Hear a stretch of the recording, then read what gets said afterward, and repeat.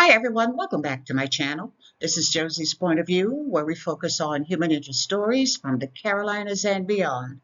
Today it's Sunday and it's August 24th, 2025. Thank you so much for tuning in. If you're new to my channel, I want to thank you so much for stopping by. I hope you find the information here to be informative. And if you've returned viewer, by all means, thank you for coming back. You know, I always say the tide changes so frequently on these YouTube streets that you always have to remember where your support comes from. And I want you to know I sincerely thank you for your support. So feel free to like and to share this video. And don't forget to subscribe. And our story today comes from Jonesboro, Arkansas, which is located in Craighead County. Take a look at the headline. And it reads, Man gets probation for impregnating a child. I'll provide you with a summary here, and as always, I'll identify some of my sources for you in the description box. I stepped away from the Carolinas today because I really wanted to speak about this case. It's a news story that would probably leave you shaking your head in disbelief and probably in disgust as well. And as long as I am alive on this earth, I'll probably never understand what took place. It's sad and it's heartbreaking. And I wanted to share it with you because it fits into one of my concerns for my channel, which is keeping children safe from predators. Only in this instance, the legal system failed a young child in the most disrespectful way possible. So let's go ahead and get right into it. Now, to say that I'm disturbed by the story, it's an understatement. I'm angry.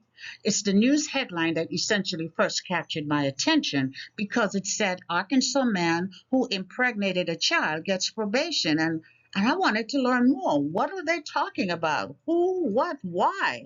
Those were the immediate questions that first came to mind. And yes, the news story is real. It's about an adult male who violated a child in the worst possible way and got her pregnant. And instead of the legal system holding him accountable, it essentially set him free with barely a slap on the wrist, no lessons learned here, no major consequences for his action, but leaving a child traumatized probably for many, many years to come. So the focus of our story is this man pictured here, 23-year-old Mason Lee Gipson of Arkansas, and he was recently sentenced for a crime that he committed against a child. And this is what has been reported on that case. Sometime last year, someone made a report to the Department of Human Services that an incident between Gipson and a child resulted in that child getting pregnant. And of course, the police got involved, and he was picked up on suspicion of sexual assault of a child. So after he was arrested during his interrogation, Gipson admitted to investigators that he did sexually assault that child.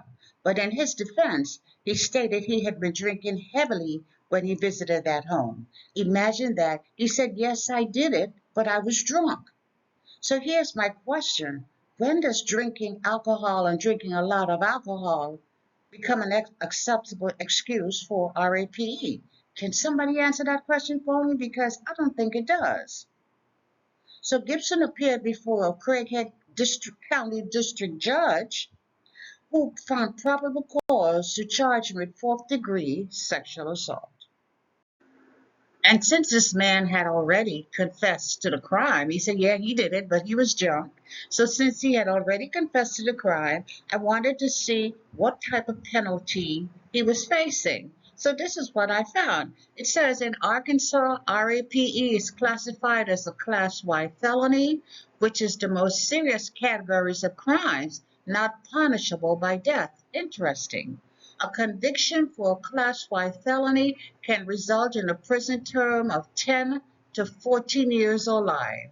There also may be fines and restitution, and this is from criminaldefendantlawyer.com. So he was facing anywhere from 10 to 40 years or even life plus restitution. So he was charged and he was facing that much time in prison. So he probably didn't want to face a jury for child RAPE. So he entered into a plea agreement with prosecutors that allow him to plead guilty to a lesser charge. So instead of the child RAPE charges he was facing, he instead pled guilty to child endangerment. And the sentence this man received was one that would make you sick to your stomach. You see, ladies and gentlemen, this admitted child rapist was sentenced to probation. You heard me right. His sentence was probation. I know it's hard to believe, but it is true. A second judicial circuit judge in Arkansas, his name is Scott Ellington, he saw fit to grant this man, who is an admitted child rapist, he saw fit to grant him 1 year of probation. That's his punishment. Now, a judge isn't obligated to accept a plea agreement, especially if it doesn't seem right. But how can this be right? He violated a child, got that child pregnant, he gets 1 year of probation.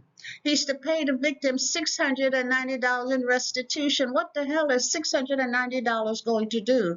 That can't even pay for a week of counseling. And on top of that, he puts him on a payment plan.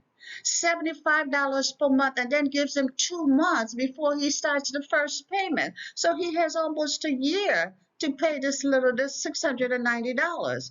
He's supposed to complete parenting classes, and he's supposed to complete a mental health assessment. And guess what?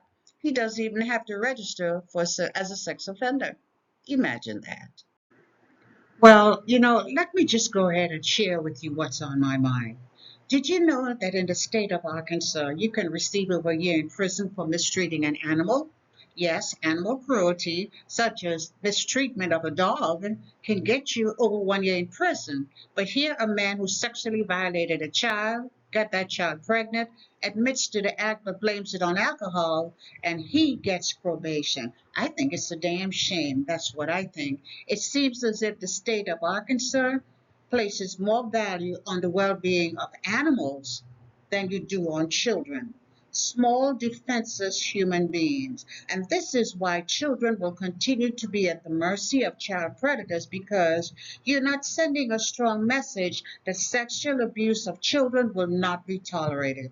All the predators can expect from many judiciary is a slap on the wrist and being sent off with a warning not to do it again. That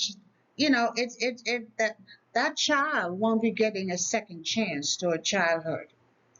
She became a mother.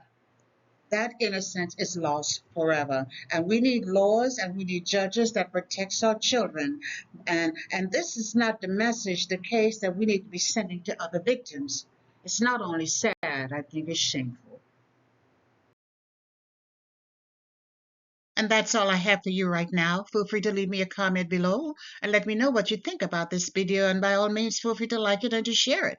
And if you haven't done so already, I want to invite you to subscribe to my channel by clicking on that red subscribe button. It's on the bottom right-hand corner of your screen. And if you click on the bell that looks just like this one, that's the notification bell. If you click on that notification bell, you'll be the first to know whenever a new video is uploaded. I thank you for watching, and I'll talk to you soon. Bye.